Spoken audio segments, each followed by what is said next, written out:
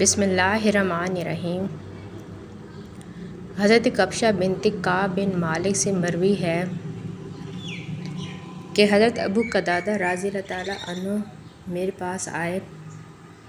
میں نے ان کے لیے وضو کا پانی ڈالا۔ اتنے میں ایک بلی آئی اور اسے پینے لگی۔ انہوں نے اس کے لیے برتن جھکا دیا تاکہ وہ اچھی طرح پی سکے۔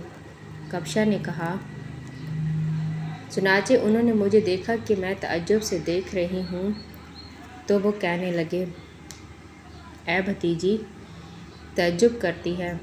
میں نے کہا، ہاں۔ وہ کہنے لگے، تحقیق اللہ کے رسول صلی اللہ علیہ وآلہ وسلم نے فرمایا، بلا شبہ یہ بلی پلید نہیں ہے، یہ تو تم پر آنے جانے والے نوکروں اور نوکرانیوں کی طرح ہے۔